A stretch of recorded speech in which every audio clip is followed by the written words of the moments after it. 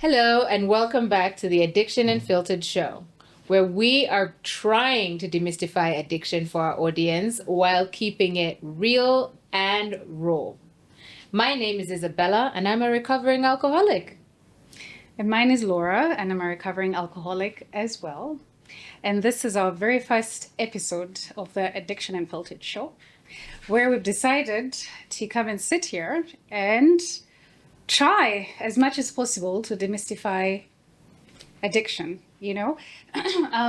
Ever since I got on this, should I say, awareness journey of addiction, I've gotten so many questions, some of them so ridiculous, and some of them, genuinely, people are actually curious about what this is. And I realized that even as much as I would try and explain it, I always left people even more confused.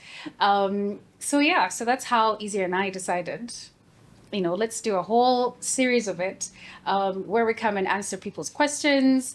Even as we talk, we hope whoever has questions can DM us on any of our pages, Addiction Unfiltered, so that we may not answer them in this very episode, but we will in the next one, or in the comment sections and things like that.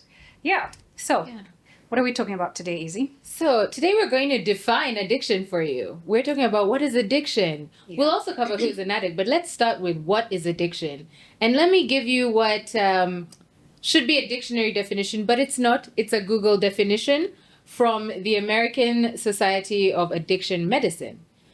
They define addiction as a treatable, chronic medical disease involving complex interactions among brain circuits, genetics, the environment, and an individual's life experiences. But that's now that is literally a medical definition. It's straight out of a Society of Medicine. Yes. And it has easy to understand words, but there are ways we have come to understand that. Yeah. So what would you say that is? How do we understand addiction? What is addiction? How do I understand addiction? I'm allergic to alcohol. As simple as that. But of course, if you say that to someone, they're like, huh? What do you mean? You mean there's such a thing? Yeah. Anyway, so my definition, or how I understand addiction, it is when a person completely loses control of their use of this substance, of this, in this case, alcohol or weed, whatever drug of choice, you're on. So basically loss of control, powerlessness. Like you cannot decide to only have two drinks, where it starts off as two, it ends up being 3, 4, 5, and to infinity till you wake up the next morning like, oh, blip, And so that's one way of defining it. Some people can handle their liquor in this case, right? And some just can't. And not because they just want to waste away like that, they don't intend to. They just have lost control of it. And we'll delve into, some of these things, deeper in other episodes. But for now, yes, it's just complete powerlessness to it. That's one definition. Yeah. Anything else you can think of? It's also when your life has become unmanageable. Yeah. When literally everything that you used to like doing, that actually you have to do, is no longer a priority. So you don't care if you go to work. You don't care if you attend a birthday party or a wedding. You don't care if you go for that Sunday family lunch. And actually, I think I'm being mean when I say you don't care. You care, but it is not your priority. It's not your priority. It is not your priority. Sometimes you live and start the journey, get in the car to get there, but yeah, it's not your priority. So your life becomes unmanageable. Life as it should be. Life as scheduled days, as work, as appointments, as family events, as responsibilities, socially and internally. When your life is unmanageable, when the substance is controlling every single aspect of it, when literally that's all you're living for at that moment. And speaking of unmanageability, so basically addiction is when, the consequences of your use of this substance makes your life unmanageable, makes your life very unproductive. Maybe because of this, you're in constant conflict with your family, you're in constant conflict with your work, either getting fired or whatever. Every time, out of out of 10 times that you drive, you bash your car 8 times, whatever it is, right? Basically, everything is just, it's unmanageable. You know, you're in the middle of a divorce, you know, your wife has given you an ultimatum tonight. If you don't come back on time, and she's given you one last one, but there you are, even thinking about what to do over a drink. And, you know, like you actually hate that you're in that situation, but you can't help it. You're still messing up, you know, you're still continuing. So that's the insanity of it, that despite all the huge, horrendous consequences, you still continue. Like basically because you were fired from your previous previous job for drinking, or weed, whatever other drug, right? Alcohol is a drug. So whatever drug. And then, you know, you're even complaining about it in a bar. Can you imagine, you know, you're complaining about it, you're drunk in a bar, talking about how you were fired from your previous job and, you know, things like that. Basically, any other person would then maybe cut back when they realize, shit, you know, they really messed up this huge opportunity, or shit, I'm about to lose my family. You know, I mean, I even have or I'm going through a court, you know, you're going through all these court proceedings and you even woke up drunk, you know, and yet that was the main reason. So it's the insanity of it, you know. There's a difference between an alcoholic and a non-alcoholic, and a person who is just a hard drinker. You know. Which we'll come back to. And you know, and in all this, it's if you're sitting there again, like Laura said, if you're sitting there thinking, but I have my drink every day, and does that make me an alcoholic? Listen, if it's not controlling you, if your substance does not have absolute control over your life, absolute, I mean, and beyond even just like the person who's about to lose their family, the person who is losing their job or has lost their job over this, you know, you hear these stories and you've heard these stories where the person is literally going through dialysis because they have kidney failure or something like this from the drinking, and they go to the hospital, they have their dialysis, and then they go to the bar. Actually, speaking of that, I recently came in contact with a person who had liver cirrhosis. Now, that's one of the horrible stages of liver, you know, induced disease, right? I mean, alcohol-induced liver disease, right? You know, the one where you get an extended stomach. It's horrible, and then it has to be drained. You know, that's why when you talked about dialysis, I remembered that. So fluid has to be drained quite often. And this guy, there was no amount of psychoeducation that could convince him that he was an alcoholic. You know? And he still, you know, after they got him into a more steady, stable condition, he still went about drinking and passed away a month ago. But you can imagine, and he, you know, you'd be sitting there and he's talking about how he just can't wait to get back to his Waraji, you know? And that's, I remember listening to him talk with his stomach like that and thinking, my God, like this really, truly is. The definition that it's a disease.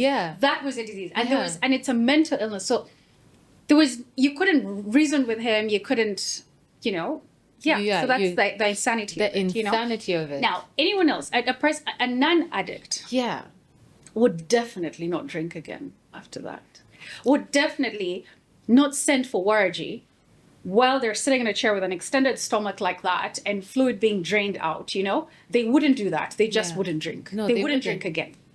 Or they would feel guilty enough, you know, about their family members going through this or whatever, right? They just wouldn't continue like that. So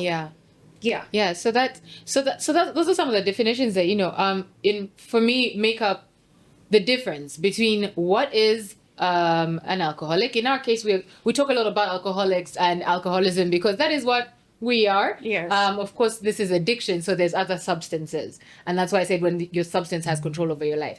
But then, as Laura mentioned earlier, there are those who, you know, especially in Kampala, we call them hard drinkers, right? So from a, shall I say, medical or psychology perspective, it's a problematic drinker. Now, what's the difference? Because again, these are two different people, but with very, very, very similar sort of attributes.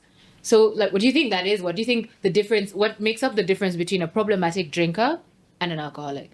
Well, a problematic drinker is one who drinks a lot. Drinks way more than they should. You know, the ones that we know they drink every night will have a whole bottle every night, will, you know, but their consequences don't make their lives unmanageable, right? So yes, maybe they'll turn up a bit late to work, maybe they'll what, you know, we have so many of these functional, you know, alcoholics. They'll drink that much, but never lose their jobs, never lose their wives, never lose their what, you know, continue to grow in wealth and everything else. What always happens for these like towards the end, if they continue in that way, will usually be, you know, some organ will give way. You know, you can't drink that much and your body stays intact like that, right? But they're not alcoholics. Yeah. You know, what do you? Yeah, they're not alcoholics. And again, I come back to the very simple distinction of the substance, the alcohol in this case, is not controlling them. They're not completely dependent on it. Yes. So they can actually even decide to stop. So for example, a hard drinker can get into an accident and the passenger, their friend, will die and they'll stop drinking. Yeah. I'm sure we've met very many of those. Yes. Who just stopped drinking because something horrible happened or they had a health scare or something like that and they stopped. An alcoholic won't be able to stop. That alcoholic whose friend has just died, you know, from them driving drunk, right, will be in the bar that very night crying over a drink, like crying, you know, about while drinking drunk again. Yeah. But maybe because this is where the real meets the road. Yeah. And we vowed to be as real, as vulnerable, as authentic, as courageous as we possibly can be, right? Yeah. So we will talk a lot more about, you know, our stories, right? Yeah. So for example, towards the end of my active addiction, right? Even when I knew how badly my drinking was affecting me, I would, you know, so many nights I would go to bed saying, I'm never going to drink again. Never. Like swear on everything, everyone, you know. Good family. And things like that, you know. And by the very next day, by like midday, you know, I would still be in the bar. Why? You know, I would tell myself, you know, I always, you know, still at the stage where I was justifying it here and there, you know. You know, I cannot have a brainstorming session without, you know, a drink to make it, you know how it goes, to get the creative juices flowing. I could not go for that function without having a drink because I needed Dutch courage. I could not go to my son's school because at that point there were just so many issues and it was just always one thing after another and I just didn't have the courage to face them in the normal state. You know, basically Dutch courage and everything. I had a reason for everything. Right? I'm really stressed, I need a drink. I'm celebrating something, I need a drink. So that reason, the night before that pledge of I'm never ever going to drink, you know, somehow would be overtaken by a stronger, you know, whatever justification the next day. So obviously to the onlooker, it looked like, what the hell? You know? How can she still be drinking after this? How can she be, you know, all these things, you know, where it's like watching, like for the people close to you, it's like they're watching a horror movie. You know, that like, how can that not be the rock bottom? How can they continue drinking? But for you, remember, it's a mental illness. Like it really does affect you. So you will keep finding all this justification. And I mean, so one of the things like why we're even here, the two of us, is because in Laura telling her story, for anyone who didn't watch it on her Instagram, you should go back and watch it. She had a whole series. I resonated so much with her story. And that's because I too had gone through very, very similar things. So for me, towards the end of my active addiction, I think we were both very lucky in that we hadn't yet lost our families or our jobs or any of those big things. But that's where it was leading. I was at the point where I was not going to be able to keep my job anymore. I wasn't. Not even because I wasn't able to work, but because it was not the important thing. I was more interested in going and getting drunk. And I had reached a point where I needed to be and stay drunk. I was drunk all day, every day. Different varying stages of drunk, but drunk. So there were points in the day where nobody could tell I even started drinking. There were points in the day where it was very obvious. Yeah. My family, me and my family, my closest family, my immediate family, we've never had a very close relationship, but we're close enough that we've been close enough in each other's lives that it was starting to affect even that semblance of what was there. It had reached a point where my mom was going through a very, very tough physical illness time as well. She had broken her leg and she was pretty much bedridden, but she could get out of bed and walk and stuff for physical exercise and for physical for physio, for physiotherapy.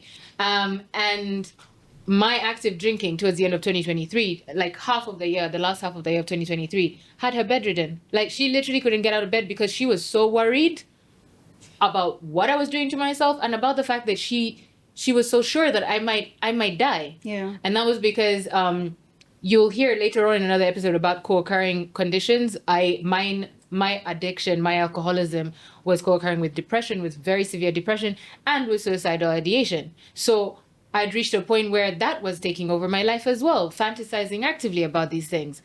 And there was nothing else that mattered. I needed to drink all day. I couldn't fathom not having a drink. I couldn't fathom facing the world. I mean, getting out of my bed. My bed required me having a drink. Yeah. It had to be there next to me. Not even out of the house, not facing people, but next to me. Yeah. And that is the insanity. It had taken over my life. To have a shower, I had to have a drink. It was madness. It was this insanity we're talking about. And I knew that I was going to lose everything. I knew that I was going to lose everything. But despite that, you still... Yeah, but despite that, I still had the drink. Despite all of the knowing, despite all the caring, despite all of the contracts we made, I still had that drink. Yeah, so that's the insanity of it.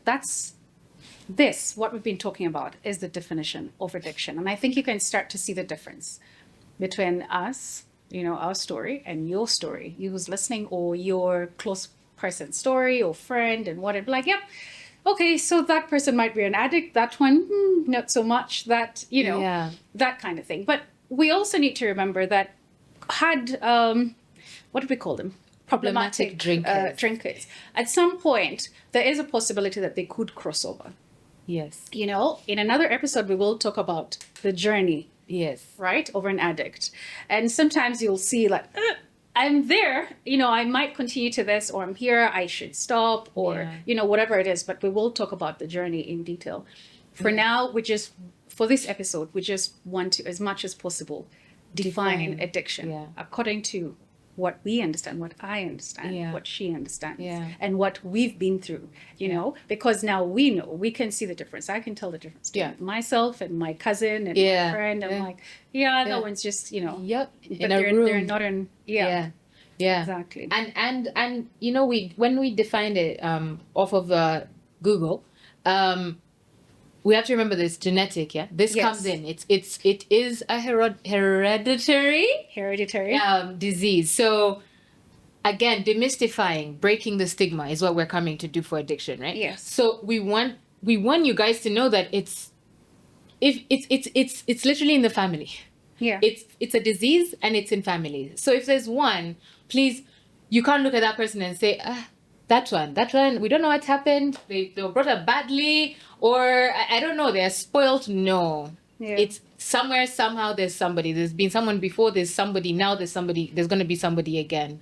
And in creating awareness is how we stop looking at this as some contagious sort of disease, where if you talk about it, if it is understood, or at the very least, there's no stigma about it, people can get help. You don't have to get to that part where you are in dialysis, where you have cirrhosis, where you are in psychosis, where we don't have to get to that part, and that is why it's so important to also come and be very real with you guys and tell you from our experience, because it's real. It doesn't have to get that bad for you. Yeah. But also you can't change something you don't understand. Yeah. So with awareness, can at least come, bring about change and solutions. So for people out there to see that this thing is real, it shouldn't be just swept under the rag until it's too late.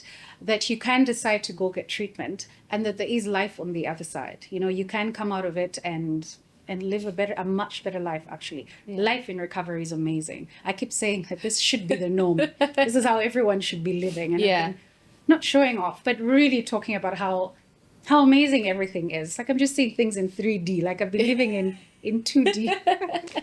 Well, we now have 4Ds. Yeah, 6D. yeah, You know? yeah, Yeah. So, yeah. There's life on the other side as well. You know, for anybody who's thinking about, okay, but then what? Guys, we are on the recovering side of addiction, and it's so pretty. It really is. So, if you have any questions, right, about what addiction is, or there's something we've said that has confused you, please inbox us. We'll be very happy to answer these questions. And just continue to share our story. We have so many more episodes coming up. So, and we're just going to keep breaking it down. Yeah. Right? Yeah. Is there anything breaking the stigma, raising awareness, demystifying addiction? Yes. And maybe what we should also point out is we really, not because we're so feminist and stuff like that, but really want to focus on women, because there's just not been much representation. I'm sure most of the people that you know that openly speak about addiction are men. At least for me, those are the ones I knew. I really didn't know any females here talking about it. Okay, there was a few, you know, especially in the entertainment industry, but that was actually quite, how do I put it? This is not the face of addiction. Yeah. You know? Yeah. People imagine that for you to become an addict, you have to be living a certain way of life, or deprived in some way, or exposed to, you know how it is with artists, you know? Yeah. You know, we always give an excuse. I mean, you can't be on stage doing a show for how many days on the what, and then this. So people always go like, yeah, that's why they have to take something. Yeah. You know how it is with the entertainment industry. Yeah. But people can't imagine that a corporate banker, who's a mother of two, can get addicted. It's like, how? What went wrong? You know, like why? Why? You know, how does that even happen? And that's why we're doing this. Now, in my case, should I say a business owner? You know, a really good family, a mother. You know. And everything, and like why, or like what went wrong, like how's this possible? You know, when I told a few friends, you know, when I was going into the treatment center, into rehab, it was like, aren't you exaggerating a little? Yes. But maybe just okay, go on holiday for a bit, you know, just take some time out, you know, but to a like what? You know, because most people just imagine it's like prison, it's like what, and we shall continue to demystify this. You know, to talk about what our timeline was like, and treatment. And the whole journey, basically. It doesn't show up on people's faces when I say talking about this is like, what, Laura? How? You know. And then same thing, I couldn't help but think the same thing of Easy, like, how, me, why? I mean, literally, even you know, and I couldn't help. I found myself thinking, but she seems so put together, and I was like, you see, exactly, there it is, exactly, you know. And then now this world has opened us up to, you know, I don't know how many podcasts, of like all these CEOs and who like people who are in this journey with us, right? Who are on this journey, and you look at them and you're thinking, you can't imagine. But it happens. You know? So addiction doesn't discriminate, guys. It really doesn't. Anybody can find themselves in this, and also it doesn't have a single face. Is exactly right. I mean, nobody. The people who I've now told about this, who have followed the page and are saying, what? How is that possible? And you know, there are people who are saying, but the entire time I was hanging out with you, I didn't even know. Drinking, like we're all taking shots together. You didn't come across as somebody with a problem. You're always happy. Your attitude was so good. How is that possible? Yeah, guys. Or we knew you had a drinking problem. Like we knew, you know, you. Yeah. But an addict? An addict, no. But to rehab, you know, that kind of thing. Yeah. Right. So we're here to show you another face of addiction, but also of recovery, because again, we are recovering. And in recovery. So like our pages, share them so that people can start talking about this, and subscribe. Yeah. And so to you who's watching, if you're going through anything that's similar to this, please feel free to reach out to us. We will direct you to our different partners, the counselors that we're in touch with, and stuff like that. Basically, you don't have to go through this alone. We're doing this, so we just let people know that it's not the end of the road if you're going through this, and that you can come out on the other side beautifully. So that's it for the first episode. Yeah. I hope we've managed, to define what addiction is, who an addict is, and the difference between that and a hard or problematic drinker. Yeah. Yeah. Yeah. So thank you. Thank you very much for tuning in. Till next time. See you next time.